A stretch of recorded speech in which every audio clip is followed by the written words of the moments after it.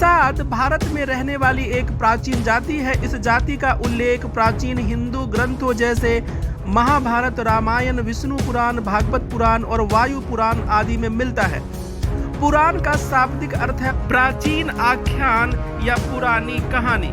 इसी क्रम में यहाँ हम निम्नलिखित बिंदुओं से निषाद जाति की प्राचीन कथा यानी निषाद पुराण के बारे में जानेंगे। निषाद जाति का उल्लेख प्राचीन भारतीय साहित्य जैसे महाभारत, रामायण, भागवत पुराण, वायु पुराण और विष्णु पुराण में एक महत्वपूर्ण समूह के रूप में किया गया है।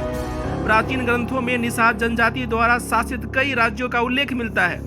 महाभारत में निषादों को शिकारी, मछुआरों, पर्वतारोहियों या हमलावरों के रूप में वर्णित किया गया है जो पहाड़ियों और जंगलों में रहते हैं।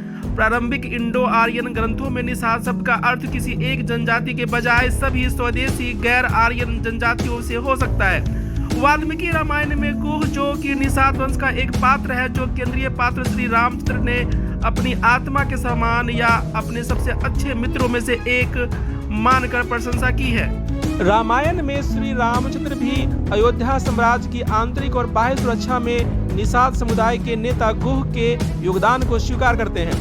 एकलव्य एक धनुर्धर महाभारत में निषाद जनजाति से थे। उन्हें प्राचीन भारत में निषादों, वन और पहाड़ी जनजातियों के राजकुमार के रूप में वर्णित किया गया है।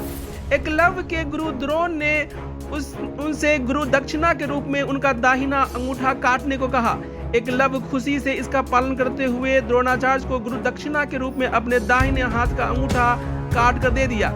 भागवत पुराण में एकलव्य द्वारा कंस की मौत का बदला लेने के लिए मथुरा पर हमला करने में जरासंध की सहायता करने का उल्लेख है। चीन ग्रंथों में निषादों को शिकारी और मछुआरों के रूप में दर्शाया गया है, जैसे रामायण का बालकांड। महाभारत के आदि पर्व में एकलव्य को एक निषाद राजकुमार और एक धनुर्धर के पुत्र के रूप में वर्णित किया गया है, जिससे पता चलता है कि तीरंदाजी निषादों के बीच एक वंशानुगत विशेषता थी।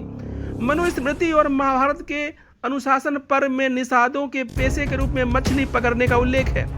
रघुवंश में निषादों को नाविक के रूप में चित्रित किया गया है और रामायण के अयोध्या कांड में कहा गया है कि निषाद राजा ने गंगा नदी पार करने में भगवान राम की सहायता की थी। हरिवंश में उल्लेख है कि निषादों ने नदी तल से रत्न और जवाहरात एकत्र करते थे। ऐतरेय ब्राह्मण में निषादों का वर्णन जंगलों में सक्रिय हमलावरों के रूप में किया गया है। महाभारत में निषादों को वन शिकारी और मछुआरों के रूप में संदर्भित किया गया है और शांति पर्व में कहा गया है कि वे अत्याचारी राजा वेन की खेती हुई जांग से उत्पन्न हुए थे। रामायण के अनुसार निषादों का प्राथमिक व्यवसाय मछली पकड़ना और शिकार करना था। रामायण में निषादों के राजा गुह को राम के घनिष्ठ मित्र के रूप में दर्शाया गया है। यह राम और सीता गंगा नदी पार करने में मदद करते हैं।